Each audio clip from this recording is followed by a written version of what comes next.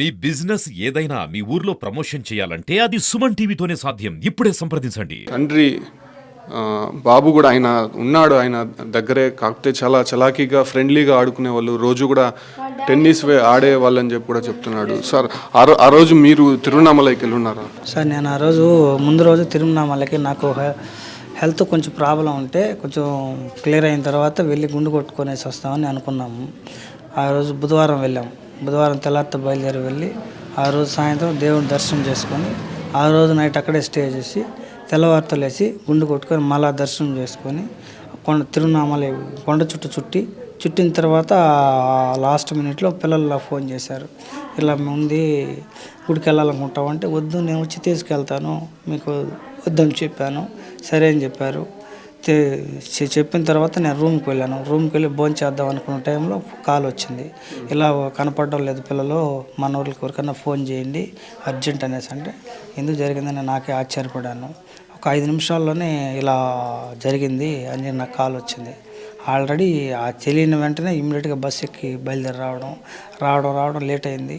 మళ్ళీ వేలూరుకి రావడం ఇంకా లేట్ అవుతుందని చెప్పి మళ్ళీ అక్కడి నుంచి కార్ ట్రిప్ చేసుకునేసి 8:45కి పుత్తూరుకి వచ్చి చేరుకున్నాను సార్.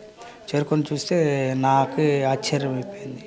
గవర్నమెంట్ హాస్పిటల్ చుట్టూ ఇంత జనం ఉంటారని నేను ఎప్పుడు అనుకోలేదు సార్.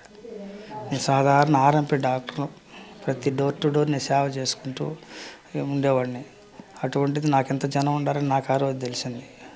ఎప్పుడు నేను జనాల్లో తిరుగుతూ ఉంటాను కానీ నాకు అంత శక్తి నాకు ఉంటుందని నాకు కూడా తెలియదు.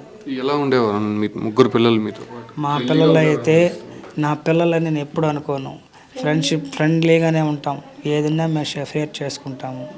డాడీ నేనున్నాను డాడీ, నువ్వు ఒకడే కష్టపడతావు, తెచ్చేస్తావు, నాకు కూడా తెలుసు డాడీ, 2 ఏళ్ళు ఉండు, ఆ కోర్స్ చేసిన 3rd ఇయర్కి అంతా నాకు జాబ్ వస్తుంది, నిన్ను కూర్చోబెట్టి నేను సాకుతాను, నువ్వేం బాధపడబాక, నువ్వు ఎంత కష్టపడుతున్నావు మాకు తెలుసు అనేవాళ్ళు సార్.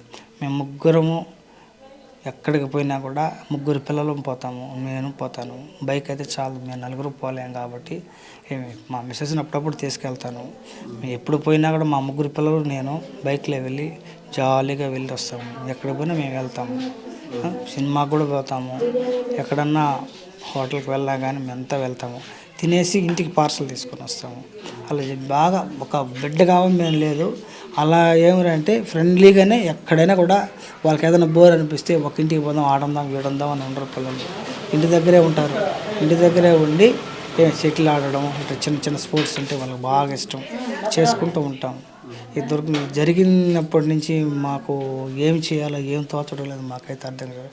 ఆ మెట్లు పెట్టారు చూడండి, ఆ మెట్లకి పైప్ లైన్ మారిగా ఇట్లా మిగతా పిల్లలు కూడా జరగకుండా ఉండాలంటే ఆ మెట్లకి పూర్తిగా కింద వరకు పైప్ లైన్ పట్టుకునేదానికి సపోర్ట్నెస్, ఇలా ఎవరికైనా జరిగితే జరగకుండా ఉండడం కోసం పట్టుకోవడానికి సపోర్ట్కి అయితే బాగుంటుంది.